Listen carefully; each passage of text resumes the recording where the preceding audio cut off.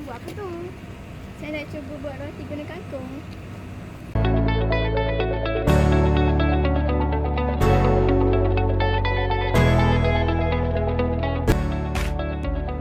Assalamualaikum warahmatullahi wabarakatuh. Nama Khairuddin bin Muhammad, pensyarah program bakery dan pastry dan juga merupakan penyelia bagi projek inovasi pelajar. Hai, Assalamualaikum warahmatullahi wabarakatuh. Nama saya Rabi Sofia bin Adnan daripada College Vocational Kuala Berang. Assalamualaikum warahmatullahi wabarakatuh. Nama saya Nurul Zati binti Zulkarnain daripada GB Kuala Berang. Nama saya Fatih Sarbina binti Mak Rashid dari College Vocational Kuala Berang.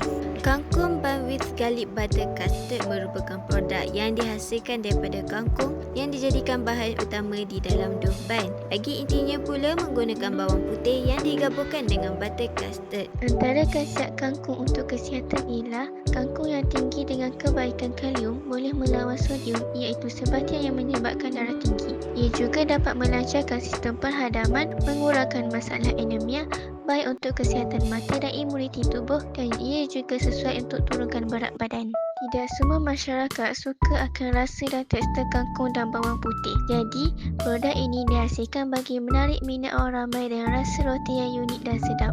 Sekaligus, kami juga dapat meluaskan lagi pengetahuan orang ramai tentang kelebihan kangkung dan bawang putih. Manakala khasiat bawang putih untuk kesihatan ialah melegakan hidung tersumbat, mengurangkan selesema, merawat sakit tekak, meningkatkan sistem imuniti badan, membantu meredakan kesakitan gigi dan menggalakkan kesihatan pencernaan.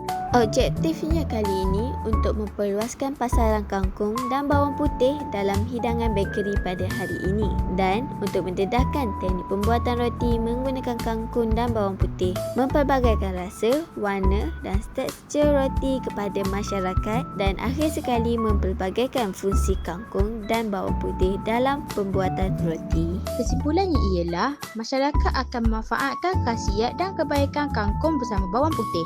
Selain itu, permintaan kangkung dan bawang putih akan lebih bertambah di dalam pasaran global.